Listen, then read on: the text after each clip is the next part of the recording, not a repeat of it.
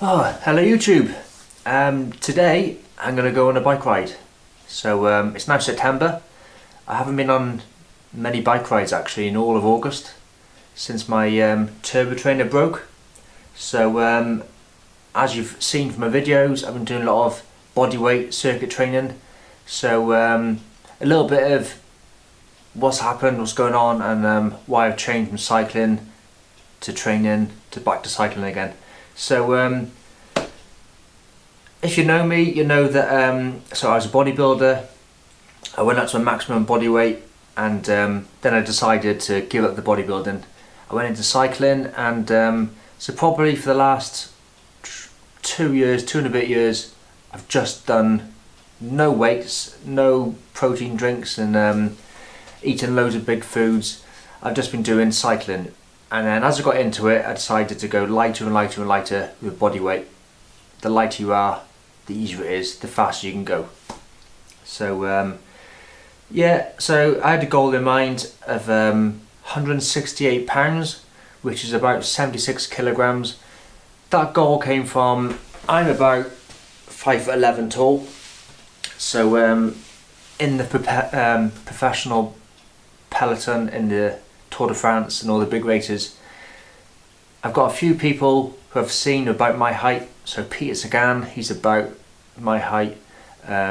Greg Van Avermaet, he's about my height. So I'm about 180 centimeters tall, and they're about 74, 75, 76 kilograms.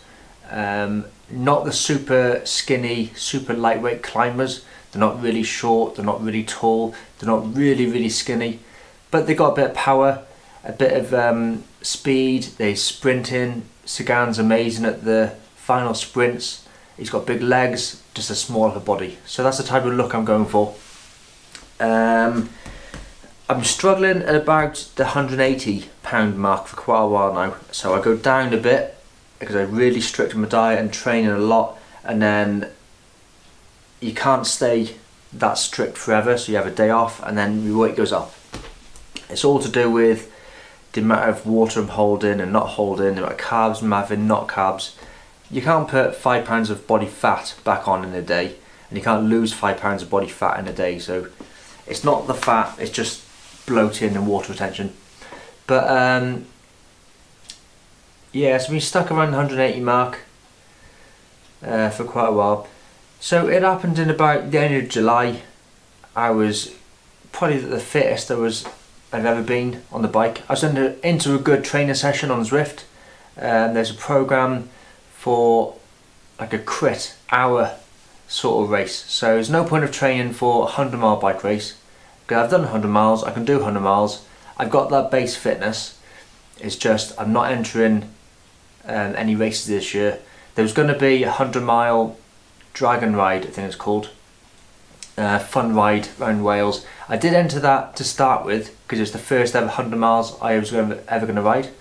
But then last year, after I entered it, put my name forward for it, I'd already done a 100-mile bike ride, so I know I can do it.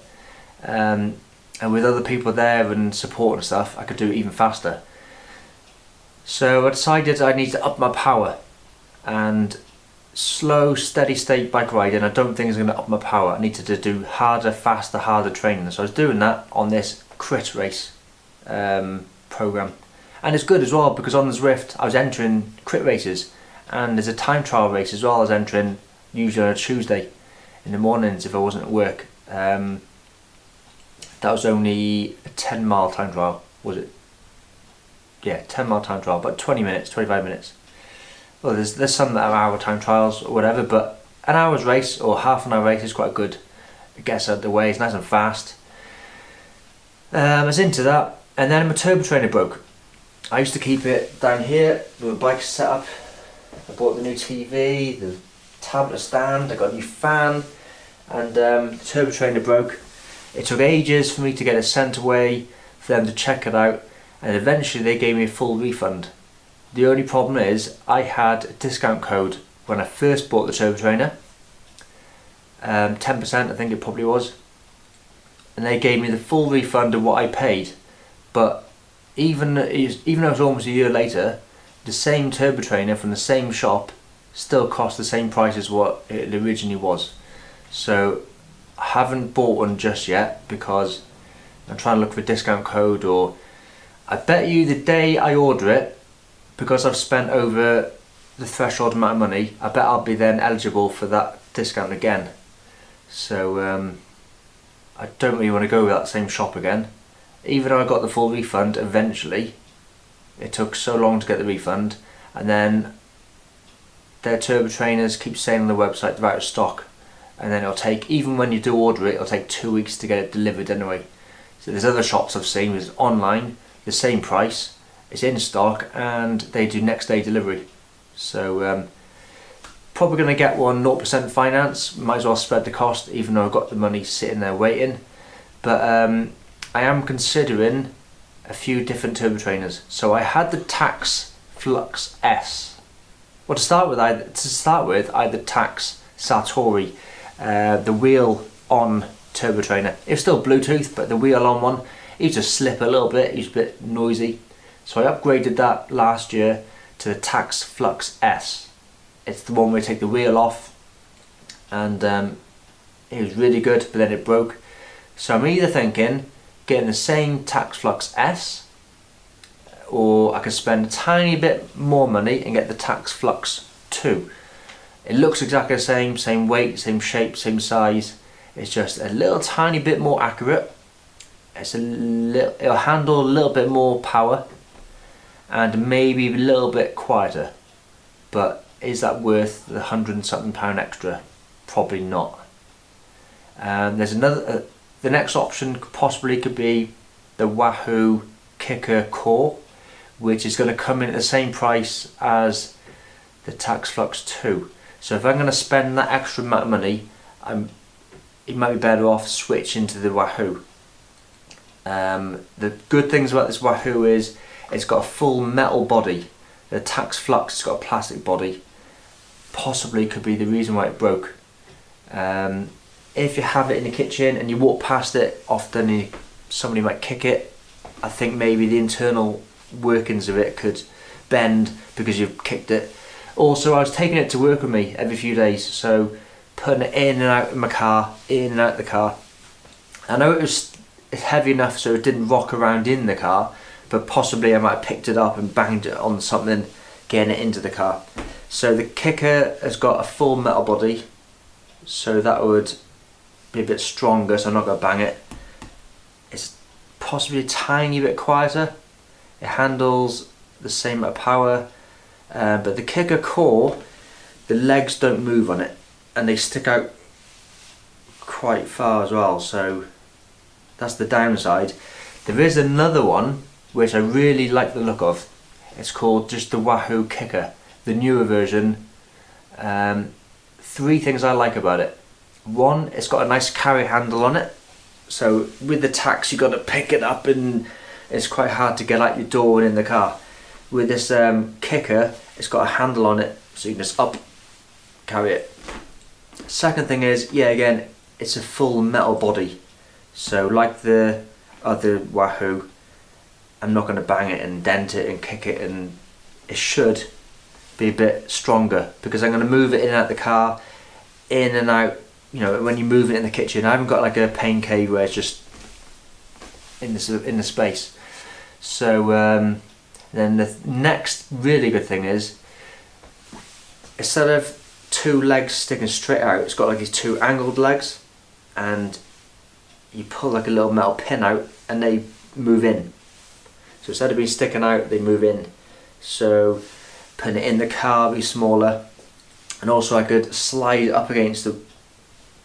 it closer to the wall to move it out the way, and then I can swing that leg in, so then when people walk past it they're not going to trip over it, and easier to mop around and stuff like that. So, but is the handle, the metal body and the bendy legs worth the extra a lot of money? You can pretty much almost buy 2 Tax Flux S's for the price of 1 Wahoo Kicker. 2 for the price of 1. I could buy 2. When it breaks, I got a spare one. For the same kind of money, I could buy, with change, I could buy the new GoPro Hero 8 if I wanted to. I could buy, or just a normal Sony camera for vlogging with a microphone and screen on 4K. I could buy £500 worth of cycling clothes, so a whole set of gear. It's winter soon, so I could buy whole new winter gear. Or I could just save 500 quid. It's literally is pushing on 500 quid extra. But then I first bought my first turbo trainer about 2 years ago. I had one for almost a year, and then I sent that one back, so I got a full refund. Then I had, from a different shop, the second flux. Then I sent that back. So basically I've had 2 turbo trainers in 2 years, and I've got the money back. So if I have the next turbo trainer and that lasts 2 years, I basically bought a turbo trainer that's lasted me 4 years. So divided by the amount of years I'm using it for, and then divided by a month, it works out like the same price as the monthly membership for a gym. And then if the next one breaks, I'll send that one back and get another one. So it could possibly have a one-off turbo trainer payment, which will last me like 5 or 6 years maybe. So it's not too bad if you divide it by your thing. Plus then if I do 0% finance, I can spread it out. Yeah, so that's why in August I went to circuit training, because I didn't have my turbo trainer inside, and the weather in August has been terrible outside. I don't mean just a little bit of rain, I mean it's been thundering. We've had weather warnings for storms, trees have been blown down. You just can't ride in that weather. Where I live, it's hilly anyway. There's farms and mud and rocks, and the roads aren't good anyway. Add in floods and mud and wind and sticks on the road, it's not worth it. So I went to bodyweight circuit training in my shed. So I'm in my kitchen now, and my shed is there. So I was doing my training in my shed. So instead of training here on my turbo trainer with TV, with Zwift or whatever, I was just training in there, doing circuit training. But I've already done one training session today. Well, there's actually like 2 o'clock this morning with weights. Normally on a Saturday I go for a good long walk in the morning as well, but I'm not doing anything at the moment. The weather's alright, not great, but it's alright. It's a bit of blue sky, there's a bit of sun, but there is a bit of a grey cloud. But it does say something like 14 degrees, feels like 12 degrees for the rest of the afternoon. So I'm going to go on a bike ride. Just going to show you what sort of kit I've got on, and then I'm going to get off. So I got a few layers on. I always wear a yellow mesh, no, a white mesh vest underneath. It doesn't sound like it makes sense having 2 layers of clothes on, but you actually stay cooler with this one, because instead of your normal t-shirt soaking up the water, your sweat, it absorbs the sweat off your body and it wicks it away. And then in the winter it keeps a layer. Then I got a short sleeved jersey on, a t-shirt underneath. But it is a bit chilly, so this top has got a bit of a windproof front, and then mesh on the sides, windproof on the arms, so that's what most of the weather is today, is wind.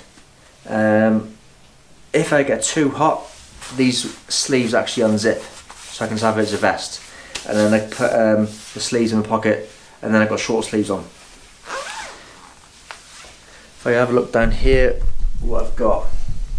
So what I'll take with me, I'll have a windproof, it's not waterproof, but a little bit showerproof jacket, but it's windproof, so even if I get wet I'll still be warm. And got a neck scarf. You can put it over your head, you can put it over your sweatband, you can put it around your mouth. You can also use it as a face covering if I go into England and need to go into a shop. So sunglasses, so I'll put that in the centre pocket, and then underneath my jersey I'll put the little bum bag with my phone in it. That's also got £10 emergency money inside. In my left hand pocket on my top I got a speaker, so Bluetooth, connect to my phone, listen to some tunes. And then on the right side pocket, I don't want to take too much food. I haven't got any energy bars at the moment, so I'm just going to take some 3 Belvita biscuits, a Nutrigrain bar, and I got a couple of ball sweets that I normally have.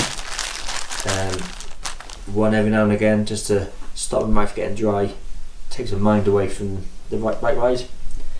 I got 2 water bottles. In each one I put dextrose in it. I've put 50 grams of dextrose in each one, so if I drink roughly 1 per hour, but that's roughly 50 grams per hour, you can absorb that easily. I'm not sure how much energy I use on the bike rides, but that's not going to be too much energy. I think you can absorb about 60 grams of carbs per hour, so I'm not going to have too much overspill if I don't use the energy anyway.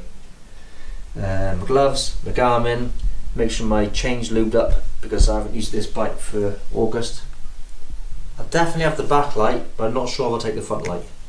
It is a bit grey, so if it rains I don't want to get knocked off, so for the sake of carrying that on the handlebars, I'm not in a race, so it doesn't matter about weight or airiness. For safety it's worth carrying that. And then what I'm going to do before I leave now, I've got a coffee, and that's 35 grams of mixed fruits and nuts, so some raisins, some nuts, some bananas, the pineapples or coconuts as well. Yeah, I'm not quite sure where I'm going to go yet because I haven't been out for a few weeks, so I'm not going to go anywhere like a TT aiming for PBs because I know I can't smash any PBs. I haven't eaten much carbs the last couple of days, so I won't be able to go fast or high mountains anyway. So I think I'm just going to go for a couple of hours, aiming for something like, I might just go real slow, aiming for 16, 17 miles an hour. If sometimes if you aim for slower, you actually come back faster, because if you go out at 20 miles an hour, you'll end up suffering the second hour. I haven't had any energy, and then the last hour you go real slow. But if I just aim to go at 16 miles an hour, within the last half an hour I might pick up my pace if I feel good and come back. It might average about 18, you never know. So yeah, I'll call it like, I'll just say now I'll aim for 16, 17 miles an hour.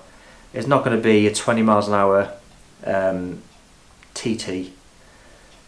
I'm not going to go on the main road. It's too windy, it's too dangerous. I'm going to go that sort of direction towards England. There's quite a flattish road, not much traffic. I'll just go there, nice little slow little pedal. I might freewheel downhill. I'll try and drink my water bottles 1 hour, and then at about the halfway point I'll make sure I have my biscuits. I don't want to struggle on the half back. So yeah, so like I said, I've already done a training session this morning, 2:15 this morning. It was a body pump weight session. I went on a small little walk. I'll now do another couple of hours of bike ride now. If I'm feeling really good, tonight I might do another session. Body weight circuits probably. Get some cardio in. Try and get my body weight down to my goal if I can. If you're feeling good, might as well do double up and just do what you can. Okay, so I can't talk on the bike. I'm not taking a microphone and it's too windy, so I might take some photos, a few clips, but that's it for today, and I'll see you again soon. I have uploaded a description about this morning's training program, but haven't uploaded the workout yet. So have a look at the workout, let me know what you think, and hope you enjoy. See you soon.